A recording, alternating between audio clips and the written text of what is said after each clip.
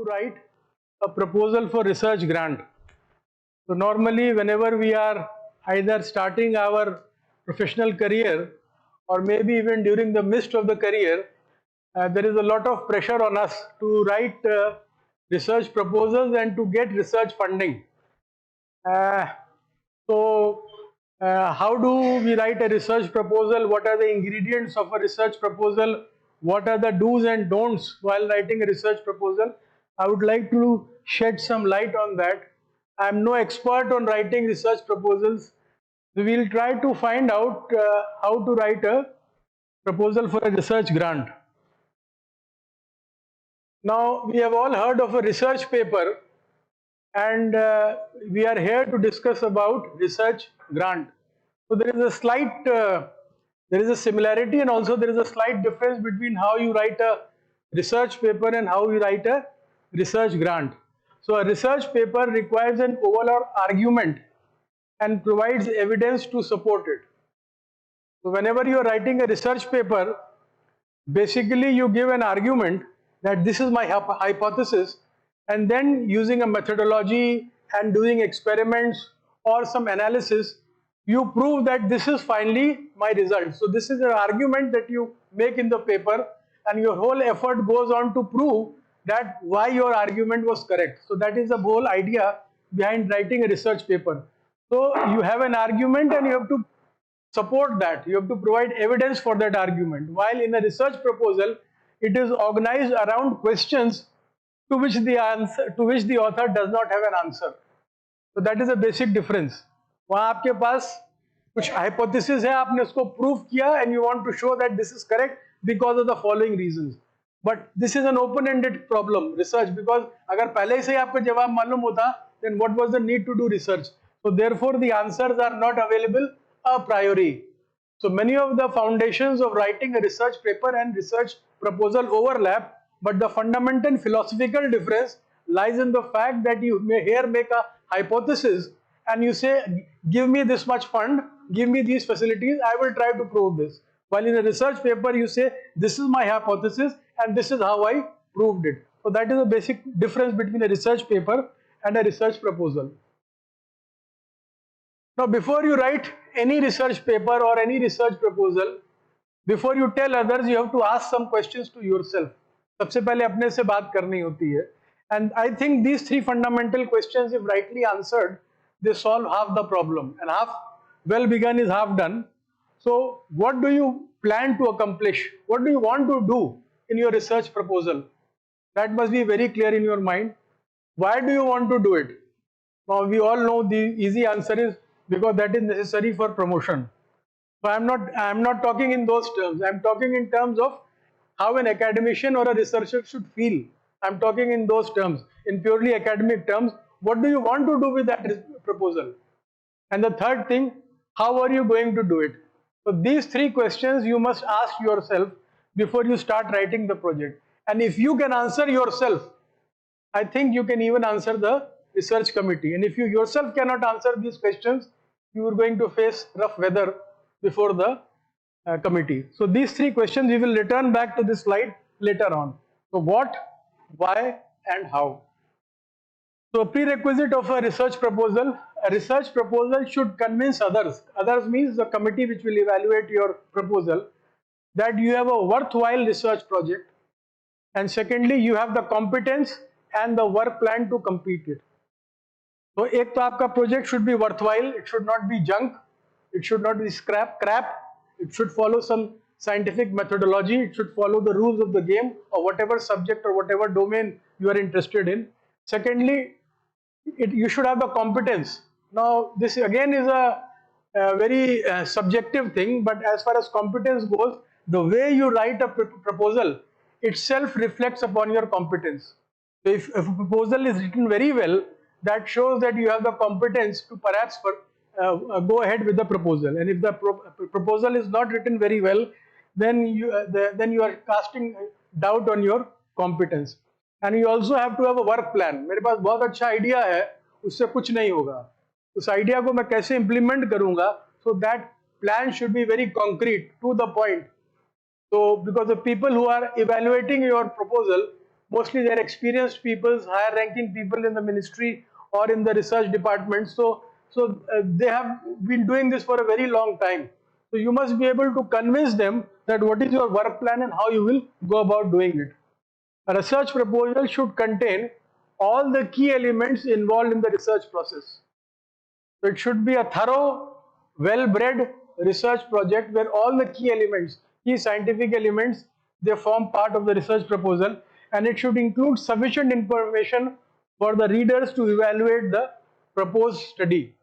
So it should be holistic, it should be basically encompassing the whole domain related to the problem that you have at hand, and therefore sufficient information should be available.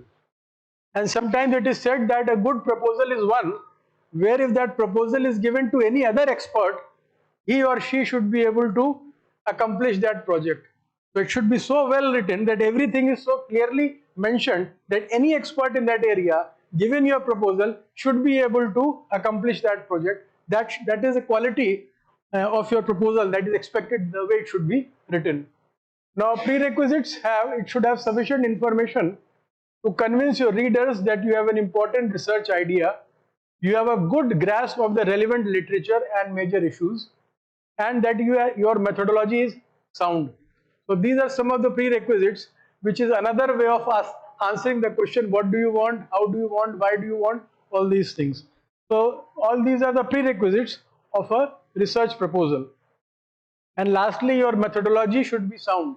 I mean, what I feel may not be methodologically correct or may not be the common practices that are followed in that domain. So I have to follow certain protocols, so that should be sound. Quality of proposal writing. Very often we think कि हमने proposal डाल दिया, we have written the proposal, my work is done. But the quality, imagine you are an expert and you have to evaluate 100 projects. Now you don't have the time to go through every line of the proposal, and you don't have infinite time to basically interview the project seeker. So basically, if the quality of project is not very good, the way it is written, your chances of getting the project become very poor, even if the quality of work that you envisage to do, that is very good, that may be very novel work. But if it is not well written, people don't turn the few pages. And just as in a research paper, what do? The first thing that you write very well is the abstract. अगर abstract अच्छा है, तब हो सकता है referee इसको आगे पढ़े, नहीं तो आपको वैसे ही he or she may return the paper. So it has to be the quality of your proposal writing is very important. So that itself is a skill. It is basically science plus it is an art. It is a skill that has to be gained over multiple efforts. You can't just take a book and read how to read a good research proposal. It is not like that. You have to do it many times, fail many times, and then learn by your failings. A good research project may face rejection because the proposal is poorly written. Therefore, it pays if your writing is clear, coherent and convincing. एक तो clear writing होनी चाहिए. हम लोग अक्सर क्या करते हैं, इधर से कट किया, उधर से पेस्ट किया. Google has made it possible, word processors have made it possible. But what we happens that we feel that we are having very good words, but whenever you cut and paste, the clarity and the coherence gets lost because you have not yourself written it. So either you have the skill to fool the other person with your manipulation of the sentences, and if you don't have it, it is better that you copy from there, read it and write in your own language. That is a much safer choice. Or you develop the skill to play with the words. So it should be clear, coherent and convincing. Both for a research paper and the proposal, or both have to be very convincing. You must first be convinced about your project proposal yourself, only then you can convince the other. So the ideas should be very convincing, that is very important. Now what are the components of a research proposal? Now this is specific to the funding agency to which you are applying. Like in engineering we have a different format, maybe in medicine you have a different format, but overall all the formats have these basic constituents which go into making a research proposal. The names may be different, the terminology may be different, but the basic ideas remain the same. So in any research proposal, you have the title of the proposal, Then you write the objectives and the deliverables. Then origin of the proposal, how the proposal came into existence, definition of the problem that you want to deal, review of international national status, significance of your proposal in context of the current status, national or international, literature review, that is very important. Literature review carries a lot of weight. Then method, how do you want to go ahead with proving your hypothesis? So the method and the methodology section, that has to be very sound. Work plan, so if it is a 2-year project, if it is a 3-year project, if it is a 5-year project, so your work plan should be very clear that this is the available time and how I want to utilize that particular time so that I can finish that project within the stipulated time. So your work plan has to be, although it is very difficult to make a foolproof work plan because of the many difficulties we face actually when we go in doing a project, but still at least to start with, you must have some fundamental idea about how do you plan to go ahead with your research. And budget with justification. We pay very little importance to the last point, but that is perhaps the most important point, and that is where the funding agency will talk to you for a very long time. Budget kitna kaisa, itna paisa kaise, अरे कुछ कम करिए, this is too much. So the budget is a very crucial part, and you have to be very smart that from where I will begin, how much I will negotiate, until where I will go. So that planning, that has to be in your mind, that you have to give a very, and that budget proposal should reflect your earnestness and your seriousness and your genuineness of your character. You should not abstractly say anything. Itna paisa chahiye, utna paisa chahiye. After all, it is government's money, and they also have a pool of money at their disposal, and they have to disburse a number of projects.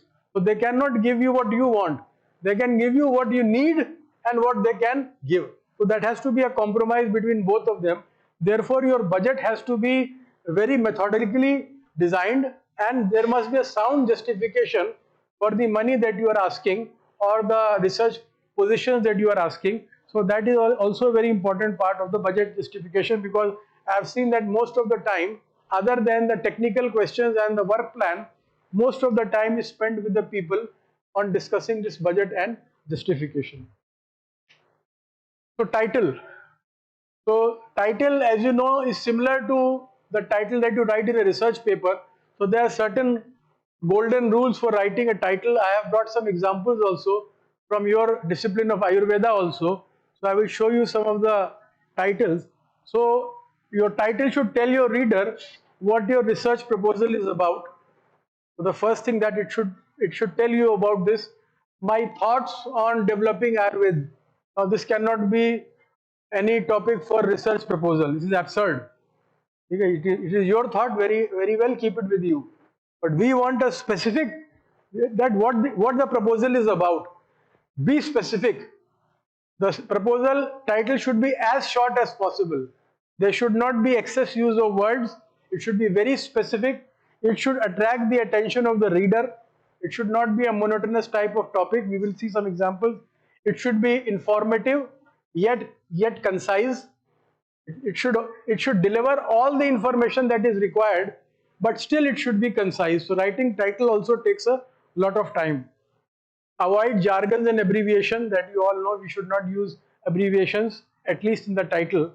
And you should include keywords about the work, because sometimes your proposal goes to the referees, and what they do is that they use the keywords to search, Google search, using different search engines about your work. So if your keywords are not there in the title, it will be very difficult for them to actually pinpoint where you want to focus your work. So your keywords, whatever the keywords are there which you feel that they're important, they must form part as much as possible of your title, so that using a browser search engine, they can find the literature review and other things. Well, there are 3 examples of the titles. You just have a look. They are not very specific to your topic, but you can see the problems in each of them. So first title which somebody wrote, and green one is the revised one, and the black one is the remark of the referee of the journal. So these are taken from a journal. The first original title, Preliminary Observations on the Effect of Zinc Element on Anti-Corrosion of Zinc Plating Layer. So this was the original title that was given by somebody. So the remarks of the referee in black are: long title, it distracts readers, remove all redundancies such as observation on, nature of, इस तरह की चीजें, और उसका simple उन्होंने revise किया, effect of zinc on anti-corrosion of zinc plating layer. So every information that is in blue is also available in green, but it is more pleasant and easy to understand, and there is no redundancy, no extra words that are required. You see, all information is there in the green one. So you have to make your title crisp, short, clear, concise. Then there is a second title, Action of Antibiotics on Bacteria. This was the original title. So here you can see that the title should be specific. This title is very vague. Action of antibiotics on bacteria. What type of action? Good action, bad action, therapeutic action, many things will be there. So that is very vague. It is incomplete. It is incoherent. So the title in green, Inhibition of Growth of Mycobacterium tuberculosis by streptomycin. Now this is a specific topic where you are talking about bacteria, which I assume is which is this Mycobacterium tuberculosis, and by some drug which is maybe streptomycin. So you have a bacteria and you want to see the effect of a particular drug on the growth of that, inhibition of growth. There may be genetic mutation, there may be many things, you are not interested in that. You are only interested in inhibition of growth of a particular bacteria by the effect of a particular antibiotic. So this is more specific, and all the information that was missing in the blue, that is there in the green. Now the third example is more related to engineering. You can better appreciate fabrication of carbon CDS coaxial nanofibers displaying optical and electrical properties via electrospinning carbon. So these are the comments of the editor-in-chief. English needs help. The title is nonsense. Okay. Now that editor appears to be some Westerner, so he has written title is nonsense. Our Indians are very careful in choosing words. They would not call it nonsense. They may feel it is very utterly nonsense, but they may not write nonsense. But some Western editor has written that it is nonsense. All materials have properties of all varieties.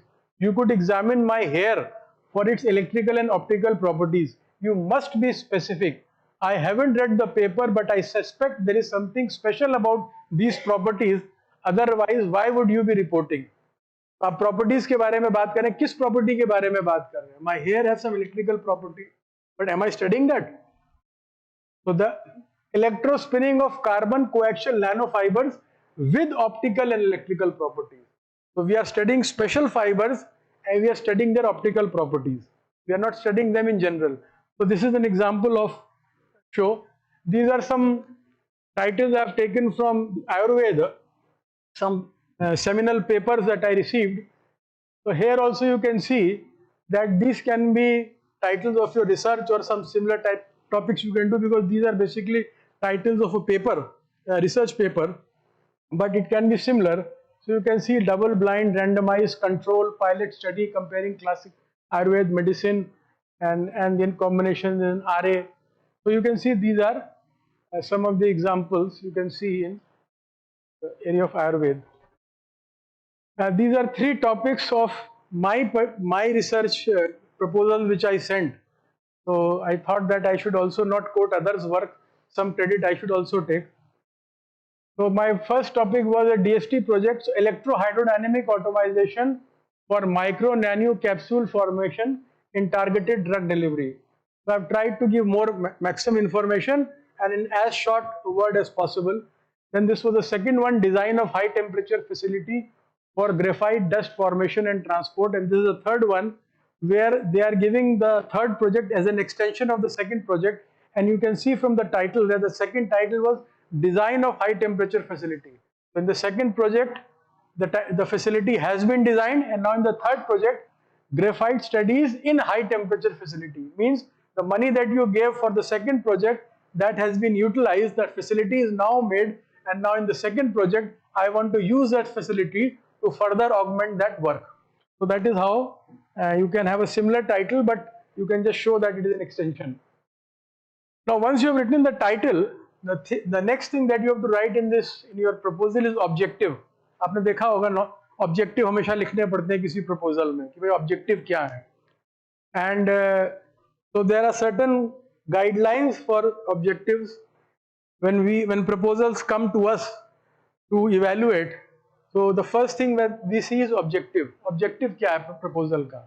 Whether it is in my domain, I say okay, I will evaluate this proposal, otherwise I refuse. No, it is not in my domain, sorry, please send it to someone else. So objectives should be crystal clear. Objective बिल्कुल वेग नहीं होने चाहिए, exactly clear cut होना चाहिए objective पढ़ के कि आप एग्जैक्टली आपका ऑब्जेक्टिव है क्या, why do you want that money for. So the first thing that should be there in the objective, it should not be vague, it should be very crystal clear. जैसे for example देखिए, ये जो paper आप देख रहे हैं, अब आप ये पेपर जो आप देख रहे हैं, double blind randomised controlled pilot study comparing classic ayurvedic medicine methotrexate and their combination in rheumatoid arthritis. तो इसमें आप क्या कर रहे हैं, जो मुझे समझ में आया from the very little knowledge that I have about this, कि आप इसमें बेसिकली रैंडमाइज्ड ट्रायल्स कर रहे हैं और कंट्रोल्ड है, ठीक है. एंड बेसिकली आप 3 तरह की पैथीज को, मतलब 2 पैथीज को, कोई क्लासिकल आयुर्वेदिक मेडिसिन होगी और एक मेथोट्रेक्सेट कोई एलोपैथिक मॉडर्न मेडिसिन होगी, और उनके कॉम्बिनेशंस को यूज करके रूमेटॉइड आर्थराइटिस को ट्रीट करने के लिए आप कुछ कर रहे हैं. इस टाइप का मुझे इसको समझ के लगा आइडिया है.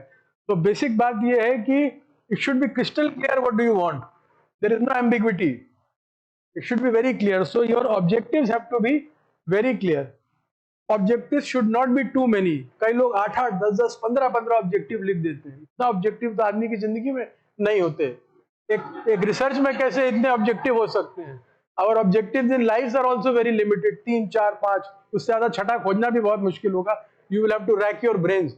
But in research, they will like 10 objectives, 15 objectives. How can that be possible?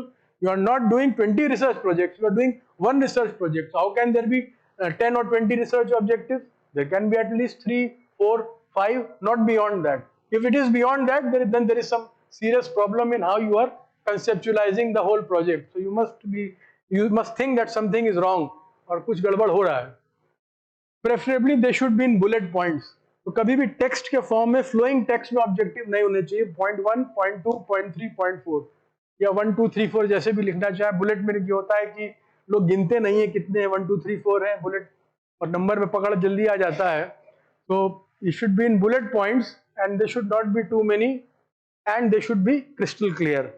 And again this is a very difficult part of writing a proposal. आप पहले पूरा प्रपोजल लिख लेंगे, बाद में ऑब्जेक्टिव लिखने में आपको बहुत प्रॉब्लम आएगी. जैसे हम लोग क्या करते हैं, पेपर लिख लेते हैं, सबसे लास्ट में उसका एब्स्ट्रैक्ट हम लोग लिख पाते हैं जब सारा कुछ लिख लेते हैं. अब क्या किया जाए, क्योंकि एब्स्ट्रैक्ट तो आप पेपर लिखते नहीं है. पेपर में तो आप results and conclusion you have written, now you have to submit to the press. So for that you have to write the abstract. So just like an abstract has to be very brief. It cannot be 3000 words, maximum 300 words, 500 words. So that is how it has to be very brief. Similarly here also the objectives are there. उसके बाद आता है deliverables. अक्सर लोग confuse कर देते हैं कि ऑब्जेक्टिव क्या है, डिलीवरेबल क्या है. वही चीज ऑब्जेक्टिव में भी लिख देते हैं, वही डिलीवरेबल में भी लिख देते हैं. तो they are similar but there are also differences. आपके ऑब्जेक्टिव्स जो हैं डिटरमिन करते हैं कि आपके डिलीवरेबल्स क्या होंगे. Deliverables means something tangible that you will deliver out of project. For example जैसे आपने इस वाले में था, ये जो आपका ऑब्जेक्टिव है, ये ठीक है, ये आपका ऑब्जेक्टिव है प्रोजेक्ट का, ये डिलीवरेबल नहीं है. ये तो आप ऑब्जेक्टिव के क्या करना चाहते हैं, इससे आप डिलीवर क्या करेंगे. इससे आप ये कह सकते हैं कि मैं एक ऐसी ड्रग बनाऊंगा है कि जो कि इस पे काम करेगी, या मैं इतने लोगों पे इस ड्रग को टेस्ट करूंगा, ये मेरा ऑब्जेक्टिव हो सकता है, या इस कॉम्बिनेशन को मैं एक थर्ड ड्रग के साथ मिला के टेस्ट करूंगा. तो deliverable is something tangible that comes out of your project. It is more tangible. It need not always be tangible because there may be a mathematics type of proposal. Some equations may be there, so they are not tangible in the sense that you can touch them. But still, they are more tangible than at least the objectives. So, sorry, they are tangible gains of the objective of the proposal. So So your deliverables should follow from your objective. कि हमने ये objectives लिए और इन objectives की पूर्ति होने के बाद मुझे ये फल मिलेगा, something of that sort. Like objectives, they should be crystal clear. There shouldn't be 10 or 12 deliverables. Again, that is not possible. जो ऑब्जेक्टिव ही 4-5 है तो डिलीवरेबल 20 कैसे हो सकते हैं? They will also be of that same order. It is preferable to quantify the deliverables. Objectives आप generally quantify नहीं करते क्योंकि objectives are larger, more philosophical. मगर जब आप deliverables लिखते हैं तो आप quantify कर सकते हैं कि suppose I am given this project and once I fulfill the objectives, what will I be able to deliver? I will be conducting those many number of trials. So 3,000 randomized trials will be conducted. That can be a deliverable that you can say on this area. Some specific name of drugs that you plan to develop, आप उनका नाम दे सकते हैं deliverable में. Some details of protocols that you may develop. कोई treatment के लिए कोई treatment protocol आप develop कर रहे हैं, so you can mention that this is the treatment protocol that will be developed. You can mention the name of that. Or some surgical technique, कोई device आप develop कर रहे हैं. फॉर एग्जाम्पल आज मान लीजिए आप कोई लंग की इन्फेक्शन की आप डिजीज के लिए प्रोजेक्ट मिला तो आप कह सकते हैं कि माई डिलीवरेबल भी एन इंसर्शन टाइप माइक्रोस्कोप होगा कि जिससे कि हम डाल के लंग्स के पैसेज में देख सकते हैं कि क्या इन्फेक्शन है. तो दैट इज अ डिलीवरेबल. और आपका ऑब्जेक्टिव क्या था? To study the growth of disease in the lung. तो that was your general objective. और डिलीवरेबल में आपका ये हो सकता है कि आप उस पर कोई इंस्ट्रूमेंट बना सकते हैं, कोई डिवाइस बना सकते हैं. So that is a bit more specific. Now these are all very general. इसका कोई हार्ड एंड फास्ट रूल नहीं है. समबडी में आर्ग्यू कि नहीं ऐसा नहीं है. So I am free to discuss with that also. But that is what from my experience and my reading of the subject shows that deliverables are a bit more specific and tangible. Then we come to writing a robust literature review. That is also a very important part of and normally we consider it to be the most easy part. हम लोग इसको सोचते हैं कि सबसे आसान तो literature review लिखना, कोई दिक्कत ही नहीं है. यहाँ से कट पेस्ट करो, वहां से कट पेस्ट करो, इनका नाम दे दो, उनका नाम दे दो. But that is now how literature review are written. Writing literature review is a most hard working work. क्योंकि लिटरेचर रिव्यू का मतलब है कि अगर आपने 30 पेपर का लिटरेचर रिव्यू दिया है तो it is expected that at least you have gone through those 30 papers. कोई जरूरी नहीं कि पूरा 30 पेपर शुरू से लेकर आखिर तक पढ़े, मगर आपको उन 30 पेपर्स में क्या बेसिक बात कही गई है, पुराने पेपर से उसका क्या कनेक्शन है और उस पेपर में क्या गैप्स ऑफ नॉलेज है, at least that you must be there. मैं देखता हूँ रिसर्च प्रपोजल में 250 लोगों ने 250 वो आए हैं रिसर्च उसमें लिटरेचर रिव्यू. अब एक प्रपोजल है उसमें 250 जो वो हैं अगर literature review, so you know that person is fudging data. मतलब वो बेवकूफ बना रहा है. कोई आदमी 250 पेपर्स लिख के एक रिसर्च पेपर दे पाना, unless it is a long term project, 10 साल 15 साल का प्रोजेक्ट है, इतने आपको जरूरत ही नहीं पड़ती है. तो इसीलिए आपको इसमें ध्यान देना पड़ता है कि what should be the important constituents of a literature review. क्या क्या गड़बड़ियां होती हैं, that we will see. It identifies the seminal historical contributions, यानी जो मेन उस एरिया के सेलिएंट पेपर्स हैं, those must form part of the literature review. अगर वो मिसिंग है तो रिव्यूअर सोचेगा कि इसने मेन चीज तो पढ़ी नहीं है, जो मेन ज्ञान है जहां से आता है ज्ञान का स्रोत, उसने वो तो किताब पढ़ी नहीं हो, बाकी सारी किताबों के बारे में बात कर रहा है. तो it is like somebody talking about मान लीजिए a particular religion and not coating the most religious pious textbook of that text of that religion. So then what are you talking about that religion if you are not talking about that particular text? So therefore it identifies the seminal historical records, and therefore you, when you write the literature review, you are not reinventing the wheel.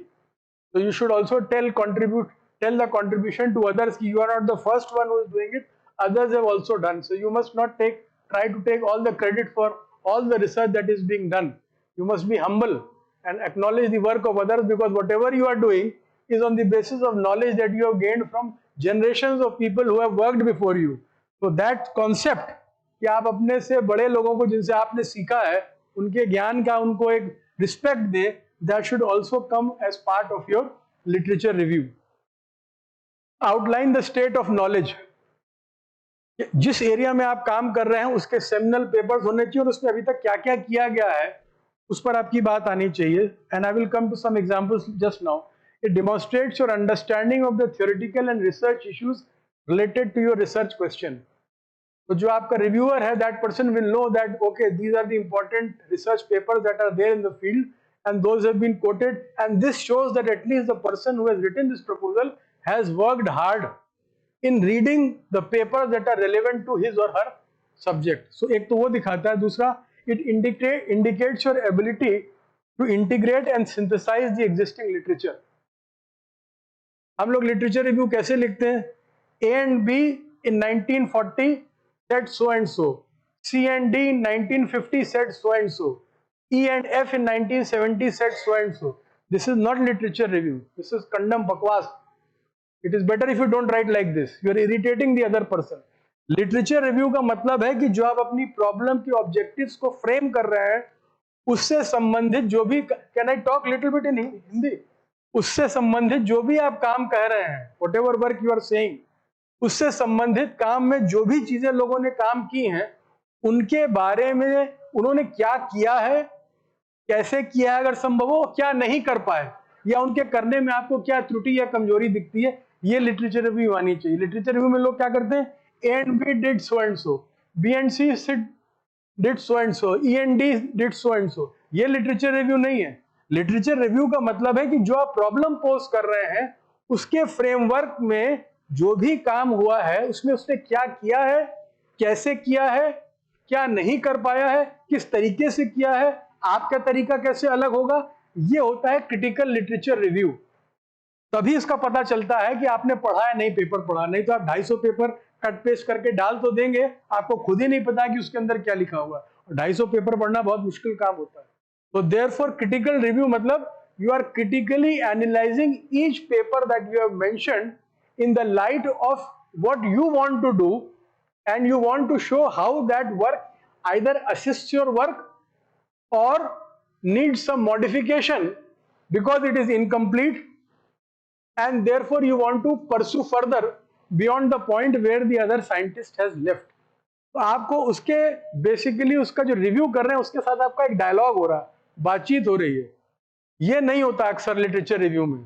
और बस केवल उन्होंने ये कहा, उन्होंने वो कहा. Literature review लोग करते क्या है? किसी और का पेपर लेते हैं, जो उसने लिटरेचर रिव्यू लिया होता है वही कट पेस्ट करके अपने में डाल देते, फिर देखते हैं कि वजन कितना हुआ हमारे. अभी 1 किलो नहीं हुआ, चलो थोड़ा सा और डालो, ठीक है. तो that is not how it is done. We are making a fool of ourselves, we are making a fool of the research committee, and we are showing that we have not serious and we don't have academic integrity. So these are the things that reflect your academic integrity. अगर आपने literature review ठीक से किया है, it means you have given only 30 papers, 40 papers, but you know how those research papers communicate with your research. अगर उसको थोड़ा literature की भाषा में कहा जाए, साहित्यिक भाषा में कहा जाए, कि वो literature review आपके research problem से कैसे संवाद कर रहा है, ये आपको लिखना पड़ेगा. आपको उस पर केवल टिप्पणी नहीं करनी है, आपको उससे संवाद करना है, डायलॉग करना है, तभी तो आपको उससे मदद मिलेगी. अदरवाइज तो बहुत सारे पेपर्स हैं, उससे हमें क्या मतलब, हमारे काम से क्या रिलेटेड है. इसलिए लिटरेचर रिव्यू बहुत ही क्रिटिकल होता है. And literature robust literature review also justifies the novelty of the research proposal. तभी आप कहते हैं कि इन लोगों ने ऐसे ऐसे किया, इतना इतना किया है, मगर किसी ने ये नहीं किया या ऐसे नहीं किया जैसे मैं अब करने का प्रपोज करता हूं या करती हूं. तो तब वो आप अपना गैप्स इन नॉलेज को आइडेंटिफाई करते हैं और तब आपकी कहानी बनती है.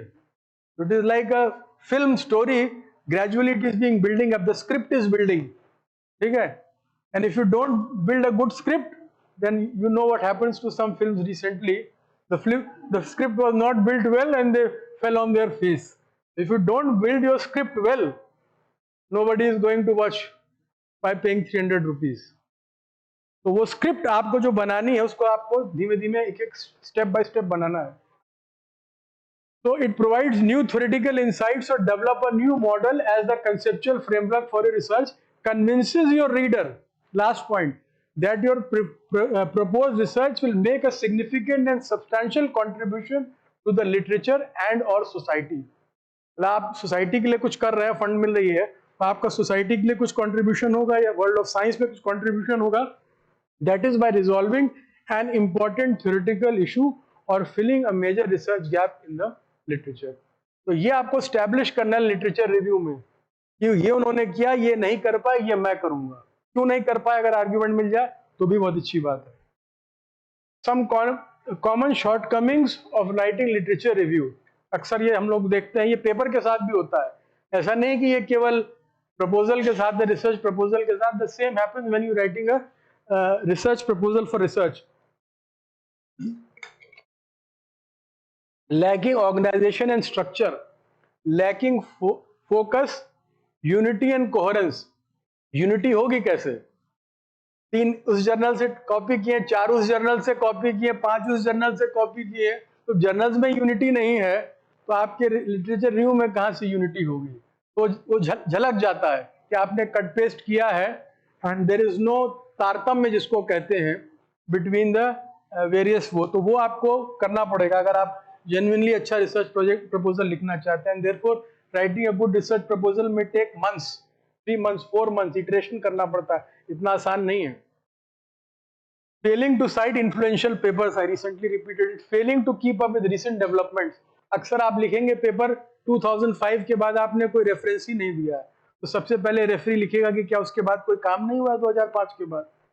कुछ लोग क्या करते हैं कि चालाकी करने के चक्कर में भी एक आध रिसेंट पेपर दे दो 2020-22 का, तो लगेगा कि I am very well read, पर उसका अगर आपके काम से कोई रिलेशन ही नहीं प्रूव हो पा रहा है तो जबरदस्ती 200 आप कह दीजिए कि no further work has been done in this area beyond 2005 and if you are confident you can stand and debate there. मगर जबरदस्ती कोई कहीं से पेपर ला के दिखा दिया 2020-22 का, उसके आपके पेपर से कोई मतलब नहीं है दिखाने के लिए कि I know what is happening in the modern days also, it is of no use.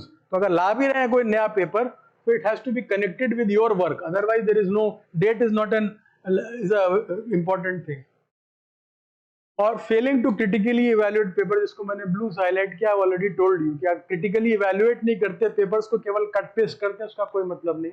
And you should also not irrelevant और ट्रिवियल रेफरेंसेस को साइट करने की जरूरत नहीं, just to increase the number of references. This section is very important because it tells the research committee how you plan to tackle your research problem. तो ये बहुत ही technically sound होना चाहिए इसमें. यहाँ पे आपके सब्जेक्टिविटी के लिए कोई जगह नहीं है. You have to be very objective here. जो स्टैंडर्ड रूल्स आपके मेडिकल प्रोफेशन या मेडिकल फ्रेटर्निटी फॉलो करती है, जो गाइडलाइंस है आयुष मंत्रालय से लेके और जिसकी भी आप लोगों क्या फॉलो होती है, those have to be followed in letter and spirit. There can not be your personal choice there. बाकी चीजों में आपकी चॉइस हो सकती है थोड़ी बहुत, मगर मेथोडोलॉजी में जो एक साइंटिफिकली कोडिफाइड मेथड्स हैं उन्हीं को आपको लिखना पड़ेगा. आप उसके अलावा कुछ नहीं कर सकते. और या फिर अगर आप कर रहे हैं तो आप उसको फिर डिस्टिंक्टली कंट्रास्ट कीजिए कि ये स्टैंडर्ड प्रोटोकॉल है और मैं ऐसा कर रहा हूँ और इसमें क्या क्या पिटफॉल्स हैं, क्या क्या दिक्कत है, जो इश्यूज आएंगे उसको मैं कैसे एड्रेस करूंगा. So those things are there. It should contain sufficient information for the reader to determine whether the methodology is sound or not.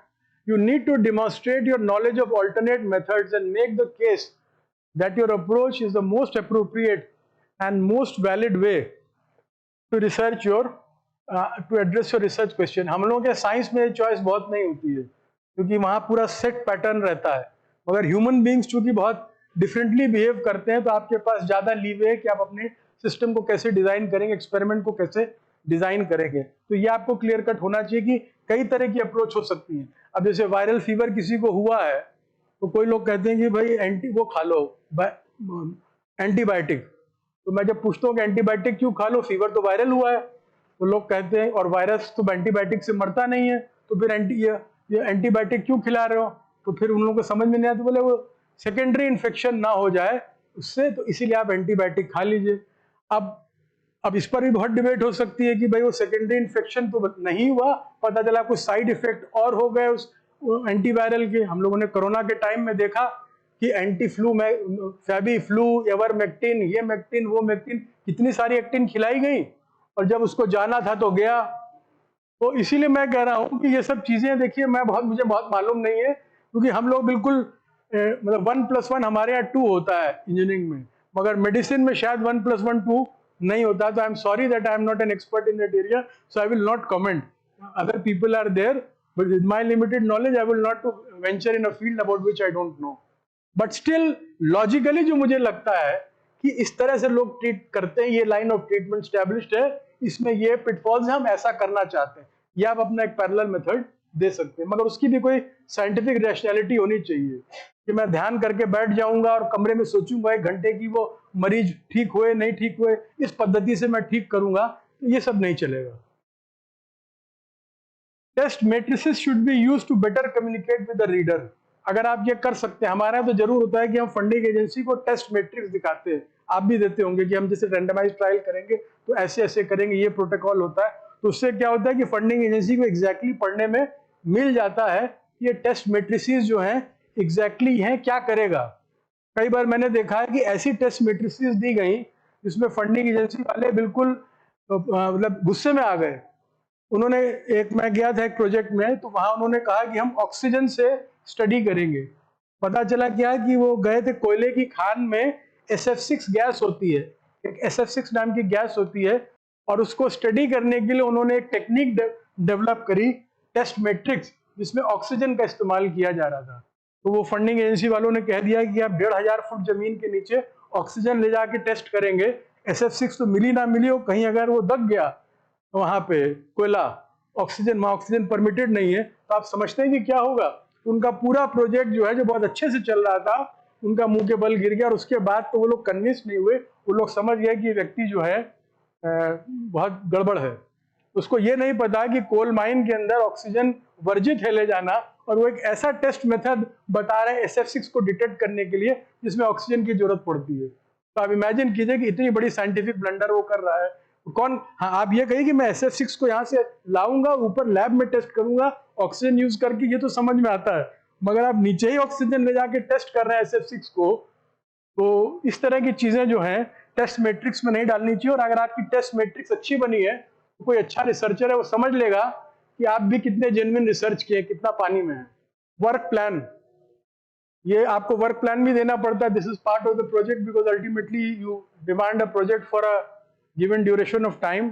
So the breakup of the proposal into distinct time bound timelines, पहले 3 महीने में ये, 3 से 6 महीने में ये, 6 से 12 महीने में, उसका स्टैंडर्ड है. पहले एडवर्टाइजमेंट निकालेंगे 3 महीने, उसके बाद हम लिटरेचर रिव्यू करेंगे 3 महीने, फिर हम प्रोक्योरमेंट करेंगे इंस्ट्रूमेंट का 3 महीने, वो सब स्टैंडर्ड होता है. बट स्टिल आपको हमेशा उसको एक देना पड़ता है, क्योंकि एक उनको भी जरूरत पड़ती है, और कई बार इसमें ओवरलैप भी होता है. The timeline should be interconnected and it should appear part of a seamless whole. आपस में टाइमलाइंस आपस में कनेक्टेड होनी चाहिए. ये नहीं कि 3 महीने एकदम से काम किया प्रोक्योरमेंट का, मतलब आपने एक्सपेरिमेंट आपने किया, पहले 3 महीने में क्या करूंगा, स्टाफ की हायरिंग करूंगा, और अगले 3 महीने में क्या दिखा दिया, मैं एक्सपेरिमेंट करूंगा. तो कोई पूछेगा अभी तो आपने स्टाफ की हायरिंग की है, अगले 3 महीने में आप दिखा रहे हैं कि मैं एक्सपेरिमेंट करूंगा, आपने इक्विपमेंट कब खरीदा, बोला साहब मैं 3 महीने बाद खरीदूंगा. ऐसा नहीं हो सकता. It should be a seamless whole, और जिस सीक्वेंशियल प्रोसेस में आप कोई भी साइंटिफिक एक्टिविटी को करते हैं, उसका रिफ्लेक्शन उसमें दिखना चाहिए. The duration of the proposal should be realistic to keep the cost low. आजकल फंडिंग एजेंसीज पैसे को लेके बहुत प्रेशर क्रिएट करती है कि भाई कम पैसा करिए, कम पैसा करिए. तो आपको भी कोशिश ये करनी चाहिए कि कॉस्ट लो करने के लिए ड्यूरेशन अगर कम हो सके, रियलिस्टिकली कम, वो आपको अपना देखना पड़ेगा कि कितना आपको टाइम लगेगा, कितना आपके पास रिसोर्सेज हैं, क्या आपके पर्सनल और फैमिली कमिटमेंट्स हैं, उन सबको ध्यान देके आपको एक रियलिस्टिक असेसमेंट रखना पड़ेगा. मगर कोशिश ये कीजिए कि the lesser the cost, the more are the chances that you will get the project, and the higher the cost, the more scrutiny it will have to face, and more questions will have to be answered by you before you get the project. तो there is no thumb rule कि सस्ता project सस्ता कम पैसे का मिल ही जाएगा, मैं ये नहीं कह रहा हूँ, मगर उसमें जो हायरार्कीज होती है, जो आपको फेस करना पड़ता है फंडिंग एजेंसीज को, वो कम होती है. अब पिक्टोरल रिप्रेजेंटेशन नॉर्मली हम लोग बनाते हैं, एक चार्ट, पाई चार्ट बना देते हैं, हिस्टोग्राम बनाते हैं कि पहले 3 महीने में या अगले 3 महीने में है. तो you can make a pectoral graph so that it is for its clarity and visual appeal, it is more visually appealing. Budget and justification, the researcher should do a thorough research about the funding limits of different committees of the funding agency. Funding agencies में भी अलग अलग committees होती हैं जिनके के पास financial powers का limit होता है. जैसे एक कमिटी ए है, उसके पास 30 लाख तक के प्रोजेक्ट सैंक्शन करने की पावर है. 30 से लेके 1 करोड़ तक का दूसरी एजेंसी के पास है, 1 करोड़ से 2 करोड़ या 5 करोड़ के तीसरी एजेंसी के पास है। और जितनी बड़ा फंड होगा उतना कम वो कमिटी बैठेगी। ये प्रैक्टिकली होता है, क्योंकि इसमें उतने बड़े बड़े लोग होते हैं, उनका टाइम मिलना मुश्किल होता है। तो इसीलिए आपको जब भी प्रोजेक्ट लिखना है, आपको ये पता कर लेना है कि किस लेवल पे इसकी स्क्रीनिंग होगी। अगर प्राइमरी कमेटी है जिसका के पास 30 लाख तक की सैंक्शनिंग अथॉरिटी है और प्रोजेक्ट आपका 30 लाख का है, तो वहीं पे रिव्यू हो जाएगा। और अगर आपने 1 करोड़ का प्रोजेक्ट लिखा तो आप ये मान के चलिए कि उसकी स्क्रीनिंग होते होते उस कमेटी तक आते आते बहुत टाइम लग जाएगा। तो ये आपके पास एक असेसमेंट होना चाहिए कि अलग अलग जो कमिटीज हैं उस मिनिस्ट्री की, जहाँ से आप from where you are seeking fund, what is their disbursement limit. Here the experience and knowledge of peers plays a very vital role. आपके जो सीनियर्स हैं, कोलीग्स हैं, because they are into all this for a longer time, so they can always help. So any new researcher who's writing a project, he or she should take help from their peers so that they know that a priori गलती करने से पहले और हम ज़्यादा का project लिख दें, इससे अच्छा है कि कुछ कॉस्ट हम कम कर दें। जैसे 32 लाख का प्रोजेक्ट हो रहा है और दूसरी कमेटी में जा रहा है, और मैं 2 लाख रुपए कम करके ऐसा कर सकता हूँ कि पहली ही कमेटी में वो रिव्यू में चला जाएगा। तो कोशिश करनी चाहिए कि 2 लाख रुपए फोरगो कर देने चाहिए, जिससे कि पहली कमेटी में ही वो निकल जा रही। तो 2 लाख के चक्कर में पता चला 6 महीने तक वो रिव्यू ही नहीं होगा। So that you have to ask from your friends.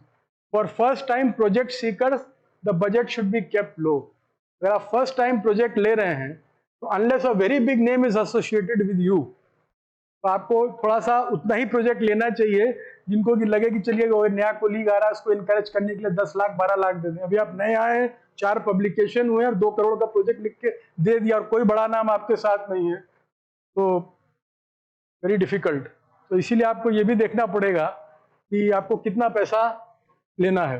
तीसरा, जस्टिफिकेशन फॉर फंड जो आप देते हैं under different heads must be rational and commensurate with the extent financial rules. तो आप जब जस्टिफिकेशन देते हैं तो आपका जस्टिफिकेशन भी लॉजिकल होना चाहिए। अगर आपका ट्रायल बेस्ड है तो उसमें मैन पावर का ज़्यादा होगा, कोई थ्योरेटिकल है तो उसमें आपका लिटरेचर रिव्यू का ज़्यादा होगा, एक्सपेरिमेंटल है, केमिकल्स चाहिए तो उसमें आपको कंज्यूमेबल्स ज़्यादा चाहिए होगा। तो वो आपको एक आइडिया आपके पास होना चाहिए। और जैसे रूल्स भी बदल गए, पहले whenever we imported any foreign equipment we were paying 5% duty. Government of India ने BHU को एक सर्टिफिकेट दिया था जिसकी वजह से इंपोर्टेड इक्विपमेंट में हम लोग 5% ड्यूटी देते थे। From July this year that has become 18% GST। तो वो अब हम लोगों को 18% GST देनी पड़ेगी। तो अब अगर आप प्रोजेक्ट लिख रहे हैं तो आपको ये ध्यान देना पड़ेगा कि जो भी आप इक्विपमेंट खरीद रहे थे 5% में, और वो सारे इक्विपमेंट आपको 18% GST के बाद मिलेंगे, तो उससे आपकी कॉस्ट काफ़ी बढ़ जाएगी। तो आपको पहले से पता होना चाहिए कि उस समय के क्या फाइनेंशियल रूल्स हैं। It is always on the safer side, थोड़ा बढ़ा के ही रखिए, क्योंकि हम लोग अक्सर लिखते हैं प्रोजेक्ट आज, तब डॉलर 72 रुपए का था, अब जब प्रोजेक्ट सैंक्शन हुआ डॉलर हो गया 80 रुपए का। और फंडिंग एजेंसी ने कहा आपने $100 कहा, मैंने $100 दे दिया। अब कंपनी कह रही है कि हाँ भाई $100 तो था, मगर तब वो जो है 7200 रुपए था, अब 8000 रुपए हो गया। Common mistakes in proposal writing, failure to provide the proper context to frame the research problem. पूरा प्रपोजल पढ़ लिया, क्या प्रॉब्लम थी समझ ही में नहीं है, क्या चाहते हो भाई। कई बार लोग पूछते तुमको क्या चाहिए, तो बताओ क्या करना चाहते हो। तो लास्ट में फ्रस्ट्रेट हो जाता है, तुम बताओ, तुम इतनी देर से बोल रहे हो, तुम्हें क्या करना है ये तो बताओ। Then that is the worst part, you are heart broken after a long story that you are telling, the person से कुछ हमको समझ में नहीं आया, आप क्या चाहते हो। तो that should not be your end of your presentation. Failure to delimit the boundary conditions for your research. आपको अपने एरिया को फोकस भी करना है, इतना ओपन मत छोड़ देना है, क्योंकि आपको पैसा लिमिटेड मिलेगा, तो आपको उसकी घेरेबंदी भी, वायरिंग भी करने की। एरिया बहुत बड़ा है मगर मैं इतना ही एरिया की स्टडी करूंगा। So you have to delimit the problem also, that it is not an endless problem, I can only do this much, this problem is very big but I will be looking into that much portion of the problem. आप landmark research को cite नहीं करते। Failure to accurately present the theoretical and other empirical contributions by other researchers. We have already seen this. Failure to stay focused on the research question.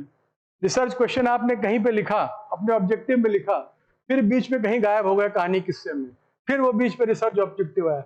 आपको बिल्कुल जिसको कहते हैं अर्जुन की आंख वाला मामला है कि हमें हर चीज करनी है अपने रिसर्च की प्रॉब्लम को आइडेंटिफाई करने के लिए। That should be the central theme running throughout my proposal. So you should never lose sight of your research proposal. Failure to develop a coherent and persuasive argument for the research. Okay, that also is there. Too many citation lapses and incorrect references. जो हम लोग discuss किया, too long or too short. 2 page का proposal आप दे रहे हैं अगर, तो भी इट इज टू शॉर्ट. और अगर आप इतना मोटा बाउंड करके दे रहे हो, देख रहे हैं कि यहाँ भारी है, इसमें वजनी है, तो वो भी कोई नहीं पढ़ेगा.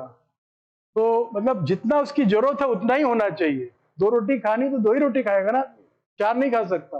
तो ठीक उसी तरह से, बल्कि कोशिश ये करनी चाहिए कि जितना एक्स्ट्रा उसमें से मटेरियल है उसको निकाल दिया. अगर हमने प्रपोजल लिखा है 30 पेज का और मुझको लगता है कि मैं उसको 25 पेज का कर सकता हूँ, तो हमको हमेशा 25 का करना चाहिए, सब्जेक्ट टू द कंडीशन की कोई इंपॉर्टेंट चीज कॉम्प्रोमाइज नहीं हो. जितना थिन, जितना शॉर्ट, जितना क्रिस्प और कंसाइज रहेगा, उतना दूसरे के लिए भी पढ़ना आसान होगा. And sloppy writing we have already discussed. Financial prospects of research grant proposal. Tune your research proposal with the thrust areas of the funding agencies. जैसे आपके आयुष मंत्रालय है, डीबीटी है, डिपार्टमेंट ऑफ बायोटेक्नोलॉजी, इस तरह के अलग अलग एरियाज में अलग अलग फंडिंग एजेंसीज होते हैं. तो आपको ये पता होना चाहिए कि मेरे काम के लिए what can be the funding agencies. That information you have. Normally वो हो जाती है, आपस में बात करके सबको मालूम चल जाता है, it is no secret, but still you must have. मगर साथ ही साथ आपको जो नए नए सर्कुलर्स गवर्नमेंट के आ रहे हैं, जो उनकी वेबसाइट पे आ रहे हैं कि क्या उनके थ्रस्ट एरियाज हैं, उन पर भी आपकी निगाह रहनी चाहिए, because getting projects there is a bit easier. Priority themes of government should preferably overlap with the project proposal. Preferably, कोई जरूरी नहीं है. अब आप कोई बहुत फंडामेंटल रिसर्च करना चाहते हैं तो वहां पे हो सकता है कि गवर्नमेंट की प्रायोरिटी से आपकी प्रायोरिटीज मैच ना करें, but then getting a proposal will, research proposal grant will also be more difficult if it is a fundamental nature work. और वो भी तब आप जब अपने करियर के बिगनिंग में कर रहे हैं, जब आपके बहुत क्रेडेंशियल स्टैब्लिश नहीं हुए. तो इसलिए कोशिश शुरू में यही करनी चाहिए कि जो गवर्नमेंट के प्रायोरिटी थीम्स हैं उनके साथ अगर मैचिंग हो जाए तो अच्छा है. If the proposal is based on fundamental research, some practical deliverables में बी इंक्लूडेड. क्योंकि आज की तारीख में केवल थ्योरी के लिए पैसा मिलना बहुत मुश्किल हो गया. पहले किसी जमाने में मिलता होगा, अब आप केवल कोई थ्योरेटिकल फॉर्मुलेशन दीजिए, कोई पैसा नहीं देगा गवर्नमेंट. पहले 10, 20 साल, 30 साल, 40 साल पहले मिलता होगा, बट नाउ एटलीस्ट अगर आप थ्योरेटिकल कुछ भी कर रहे हैं तो उसका कोई प्रैक्टिकल कंपोनेंट थोड़ा बहुत भी आपको डेवलप करने की कोशिश करनी चाहिए कि प्रोजेक्ट में, then it might become a bit easier. तो ये चेकलिस्ट है जब आप प्रपोजल लिखने जा रहे हैं, मैंने शुरू में कही थी. अब आप प्रपोजल लिखने जा रहे हैं, अब आपको इन तीनों सवालों का जवाब फिर से देना होगा. What do you plan to accomplish, why do you want to do it, how are you going to do it. ये फिर क्वेश्चंस आपको अपना प्रपोजल लिखने से पहले इन पे जवाब देना पड़ेगा.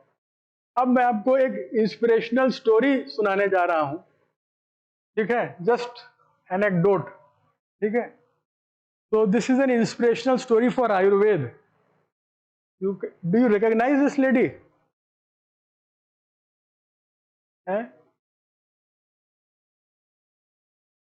She is doctor Tu Youyou and the topic is an inspirational story for Ayurveda.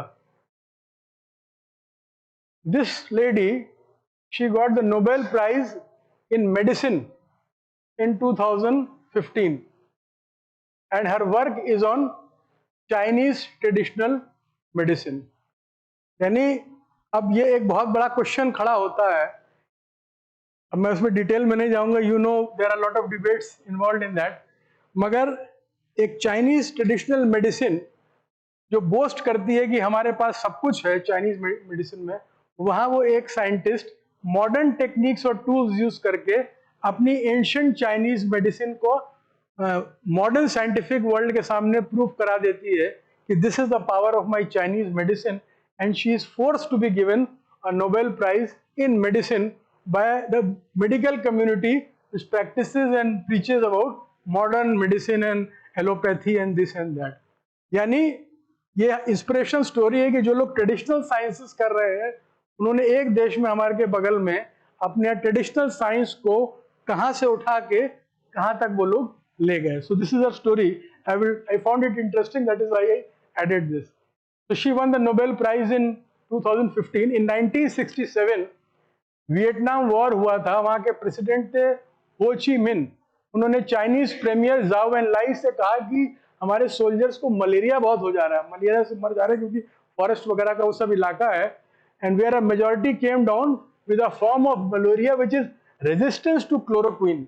उस जमाने तक क्लोरोक्विन की दवा तो मिली थी, मगर उनके यहाँ जो मलेरिया होता था वो क्लोरोक्विन से ठीक होता नहीं था, and many soldiers were dying, so they told the people. तो 1967 में, 53 years ago, Tu was appointed head of the project। एक वहाँ की गवर्नमेंट ने एक प्रोजेक्ट बनाया। Tu then 39 years old had an idea of screening Chinese herbs। उन्होंने कहा कि ओरिजिनल जो ट्रेडिशनल चाइनीज हर्ब्स है उससे कुछ इलाज निकाला जाए, क्योंकि उस जमाने में तो वैसे भी बहुत ज्यादा मेडिसिन में वर्ल्ड में एक दूसरे से इंटरेक्शन होता नहीं था, 50 साल पुरानी बात है। So they thought we will use the Chinese. In 1971 her team had screened over 2000 traditional Chinese recipes and made 380 herbal extracts from some 200 herbs which were tested on mice। इन्होंने अपना काम किया होगा। वन कंपाउंड वॉज इफेक्टिव, उसका नाम था sweet wormwood, और उसका जो टेक्निकल नाम है वो आर्टिमिसिया एनुआ। आप लोग भी जानते हो सकता है यूज भी करते हो, मुझे नहीं मालूम, मुझे 2 ही दिन पहले पता चला, but it was very good that I learn. It's preparation was described in a 1600-year-old text. 1600 पुरानी साल में कोई पुरानी चाइना में कोई किताब लिखी गई थी, उसका जो कंकॉक्शन है, टिंचर है, जो भी आप लोग कहते हैं, एक्सट्रैक्ट है, कैसे बनाते हैं। एट फर्स्ट जब इन्होंने बनाया it was ineffective because they extracted it from traditional boiling water. तो जो तू ने जो फर्स्ट दे एक्सट्रैक्टेड इट उस हर्ब से, तो उनका फेल कर गया because they extracted it from traditional boiling water. Tu was influenced by Chinese traditional herbal medicine source, the Handbook of Prescriptions for Emergency Treatments, written in 340 AD by Guidong, which state that this herb should be steeped in cold water। उसमें लिखा था कि इसको ठंडे जल से किया जाना चाहिए, जो कुछ भी उसमें लिखा रहा होगा, I don't know Chinese. After reading the recipe, Zhu realized the hot water that she was using had already damaged the active ingredients in the plant. Therefore, she proposed a method using low temperature ether to extract the effective compound instead। उस किताब से उनको ज्ञान मिला कि उसमें लिखा है कि ठंडा पानी इस्तेमाल किया जाना चाहिए, हम लोग गर्म में ही कर रहे हैं, तो उन्होंने टेक्स्ट वगैरह पढ़ा होगा, तो उन्होंने ठंडे पानी से उसका एक्सट्रैक्शन किया उस ड्रग का। In 1972, she and her colleagues obtained the pure substance and named it, जो भी उसका चाइनीज नाम है, और artemisinin as it is known in English। तो इन्होंने 1972 में ये पर्टिकुलर ड्रग निकाली उस दवा से, वो जो स्वीट वर्मवुड से, उसके एक्सट्रैक्शन प्रोसेस से, और उसके बाद and we know that the rest is history. उसके बाद तो फिर इनको नोबेल प्राइज और बहुत सारे लास्कर अवार्ड, ये अवार्ड वो सब मिले। तो the moral of the story is that she worked for about 30-40 years on a single problem, and maybe she may die a very poor lady। Okay, she may die a very poor lady, so she was not interested in making drugs and selling them and opening a company and this and that। Her priorities were different, her priorities were to serve mankind, and for that she burned 30 years of midnight oil, and then at this age she got, at 91 years of age she got this prize। So this goes on to tell कि अगर ancient Chinese medicine पे इस तरह की चीजें हो सकती हैं, तो दुनिया की और जो एंशिएंट मेडिसिन हैं उनमें भी हो सकती हैं। 30 साल मिडनाइट ऑयल बर्न करके उसने ऐसा कुछ निकाल लिया कि पूरी दुनिया उसको मानने लग गई। तो अगर हम चाहते हैं कि हम अपने यहाँ जो पुरानी पद्धतियां हैं उनका विश्व में स्थापना हो, तो हमको केवल जाप करने से उनके कुछ नहीं मिलेगा, उन पे काम करने के लिए 30 साल अपने लाइफ के लगाने पड़ेंगे without any interest, then our name will become. So this was an inspirational story. I thought I will give you. These are the references from where I have taken। मैंने यहाँ से कॉपी किया है काफ़ी material, तो I want to give an acknowledgement to Wong Paul TP for some of the material that I have taken here from this reference। Thank you।